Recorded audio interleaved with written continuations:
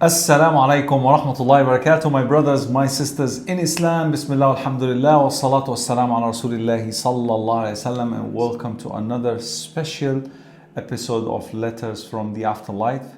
And again, same question goes that I want to see your answers in the comments below, inshallah ta'ala. If you happen to be in the hereafter and you wanted to send a letter to your dunya self, what will you say? Same question is posed today to my dear friend, dear brother, Sheikh Shabir Hassan from the UK. He's a very, very active member in the community, an author, an imam, and mashallah, tabarakallah, much more. You can look him up, inshallah, but this is not our topic, Sheikh.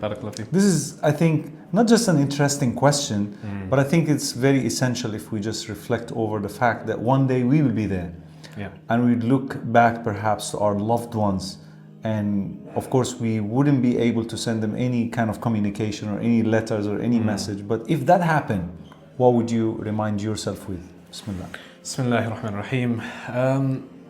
In the UK, you know what we say, Sheikh? That is a deep question, bro. That's what we say. It's deep, mashallah. That's it's what very we deep. do. So it's very deep. It's got me thinking when you mentioned it earlier on.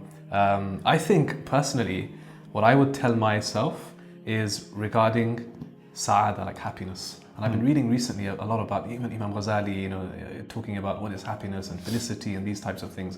And I think when you're younger especially, you have a definition of happiness. And that definition is what shapes you. Everything you end up doing in life is, as we call, the pursuit of happiness. But the definition, if it's flawed, then what you're chasing is also flawed, and then you end up feeling very unfulfilled. And that is perhaps the state of most people in the world, right? Absolutely. Yeah. So if I was to advise my perhaps younger self, I would say, remember the true definition of happiness. And this happiness is not found in material things, because all of these things are temporary. And if you attach your heart to something which is temporary, then no doubt at some point, this thing will either go away, you'll lose it. I don't even use the term happiness anymore, Sheikh. Okay. Like I don't consider happiness is a goal anymore. Because I remember back in the days when we hear the news about the exams. We pass the exams, especially if you pass from one stage in your career, in your schooling, into another, like from primary to high school, from high school to uni. It's big celebration in Egypt, and people will be like prostrating on the streets when they hear that they have passed. Look at the happiness that made them actually worship Allah subhanahu wa ta'ala. But what if the opposite actually happened? Will you also prostrate? Will you also worship Allah subhanahu wa ta'ala? Good question. Will you always go back to Allah and fulfill your obligations as a worshipper, as a slave of Allah subhanahu wa ta'ala? So I don't use the word happiness anymore, I use contentment. Exactly. Because once you're content, whether you're happy or not, you're still doing what is required of you. What do you think? Absolutely. I was just going to mention what itmi'nan comes to mind. So everybody is searching for the happiness, but yeah, itmi'nan is in the, as we say, in the qalb, it's in the heart, you know. And so we wanted to define itmi'nan to the people. Yes, I mean, well, you know, for us, we know that this itmi'nan, the point basically that I'm getting to about happiness is that, I guess, as you mature, life teaches you what true happiness is. And the best way to, I guess, learn that is to find what happiness is not in. And I think a lot of people go through this transition where, okay, happiness is in the wealth, or maybe not. Happiness is in the job, okay, maybe not. It's in the house, because I know a lot of people, they spend their entire lives, subhanAllah, their pursuit is literally to buy a house. Yes. So they work hours and hours, and they think when they get the house and purchase it, they're going to be happy finally. And even then, when they purchase it, they have to be in debt for the rest of their lives. Yes. Exactly, right. So then you have to learn, you know, single brothers and sisters, when I get married, mashallah, that's it, I'm going to be happy. And then you get married, and then I want to divorce. Oh, Allah protect us, right? You're doing counseling sometimes between spouses, and you also officiate marriages, as I recall. Yeah. What are the most damaging problems that you have observed over the years that perhaps because the goal regarding happiness or the definition of happiness from both partners is not what it is as defined in the Quran and through the teaching of the Prophet? So I think, you know, the word that stems from happiness and all of these things is the word expectation. That directly ties in with your definition, because what is your expectation of happiness? So someone once said, actually, it's an amazing quote. They said that when you get married, you should get married to become happier, not to be happy.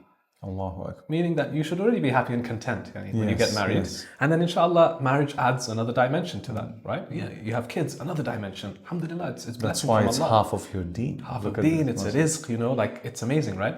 But people, they are empty and they think getting married or getting the job is going to fill that gap. And that is the So before we end the discussion, if I will step out of the camera, as I always do with my guests, and I will leave you to talk to my audience, what is the true definition of happiness as you see it in the teaching of the Quran and the Sunnah of the Prophet ﷺ? Bismillah. Bismillah.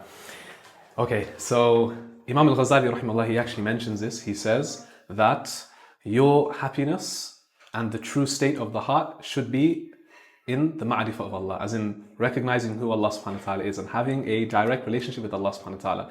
That is what the heart is yearning for, right? And everything else that you fill the heart with is going to still leave a void. There's going to be a gap and you're still going to feel a little bit empty. And I'm sure all of us, based on the examples we've just heard from Sheikh and from myself, all of these things are not going to fill your heart. So the message, to kind of sum up to my younger self, would be stop chasing the things that are temporary. Stop putting your hopes and your expectations and your definition of happiness in a person or in individuals or in material objects and things. Rather, understand that true happiness and contentment comes from Allah subhanahu wa ta'ala and building a relationship with Allah, remembering Allah subhanahu wa ta'ala.